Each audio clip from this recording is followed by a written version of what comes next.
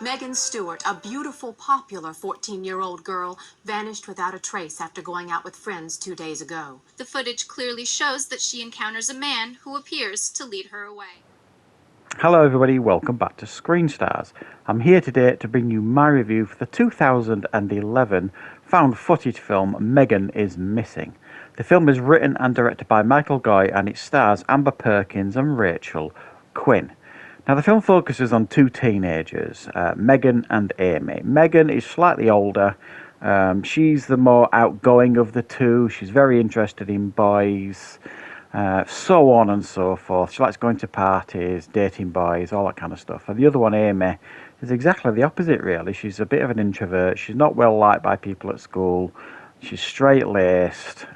She's got a steady upbringing, all that kind of stuff. But even though they are kind of opposites in personality, they've got a real connection and they're best friends. Megan makes contact with a mysterious person called Josh over the internet. She starts communicating with him. He pesters her for a date, and she ends up going missing. Amy then starts searching for her. It starts making the news, getting news headlines. Amy believes this Josh is involved, and then, lo and behold, a few days after Megan goes missing, Amy goes missing as well. Right, what are my thoughts on Megan is Missing?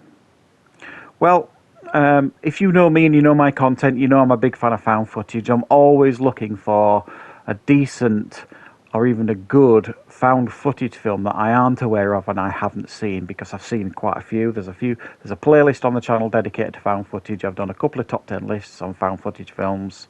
I've seen quite a few of them. And it was Leo over at Geek Legion of Doom that told me about this one, and I suspect by the time this review goes up, he will have done a review for it as well. And he told me to check this film out. Now, he compared it a little bit to the Poughkeepsie tapes, which is a film I reviewed on this channel a couple of years ago that I found really impactful and quite disturbing. And while they do differ in subject matter, the shock value of each films do have a little bit of a similar feel to them. Because, wow, this film is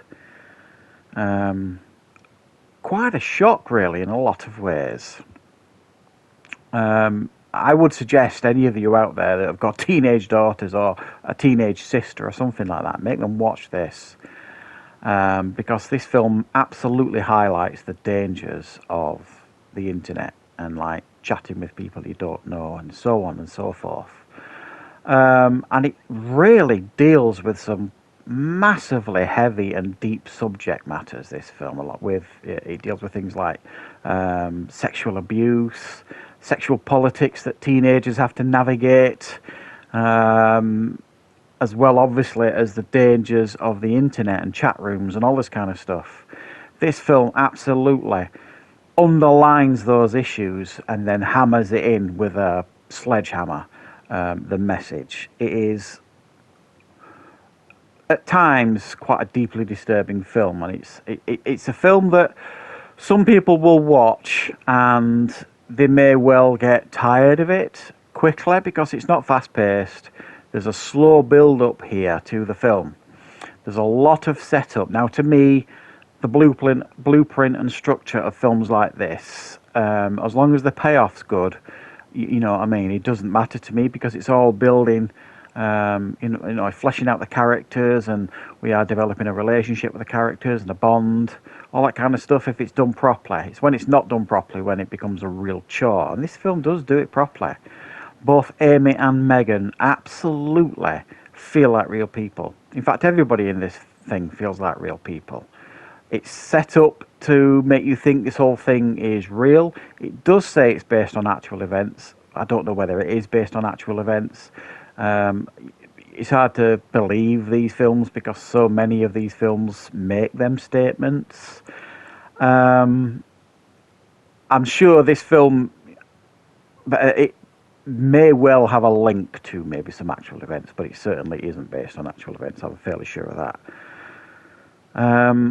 And then the last 25-30 minutes of this film is like pretty much pure found footage, and it's unedited almost, it feels like, and the leash is let off, and it's very, very disturbing, and probably, it's not an exaggeration to say it's quite hard to watch. Mainly that's due to the performance of Amber Perkins, who plays Amy, who you believe is absolutely terrified. You really buy into that. And there's the scenes where, I mean, right at the end, if you like, there's a camera that's been taken, and it's kind of just left to film a scene. And I don't want to spoil what that scene is, but the act that's happening in that scene is disturbing enough. But to hear this terrified voice in the background on this camera that's been laid on the ground, it's hard to listen to. So if you like really intense, hard-hitting, like found footage type films, this is one to check out. There's no monsters, no beasties, there's no, vampires or, anything like that in this. No Bigfoots. The villain here, or the monster here, is very much a human. But it's no less impactful than, if it was a werewolf or something like that. It still grabs you and shakes you, almost, this film. It's one of those found footage films that kind of will leave you with a lasting impact afterwards, because you're kind of like, wow, they've gone and made this, haven't they? And you see a lot of these type of films, like The Missing, things that have been put out, all that kind of stuff, that are a bit glossed up and for cinemas and stuff. And while I haven't seen that, I've heard decent things, and they may well be very, very good and watchable. This is like the unfiltered version of those type of films, the grounded, gritty, bare bones version of those films, and arguably I would say is far more impactful. So I'm delighted to have found another found footage film that I thought was pretty damn good. If you're not a fan of found footage, you're probably not going to like this, but like I say, it's not pure found footage, this. If you are a fan of found footage and you've never heard of this, then I do encourage you to watch this film. But just be warned, you're not in for an easy ride here. It is quite upsetting, especially if you've got kids, I suppose. But yeah, check out Megan is Missing if you get the opportunity. It came out in 2011, so it's been out a few years now. I'm quite surprised that I'd never heard of it before, but I'm glad I've seen it now. So thanks for watching, everybody.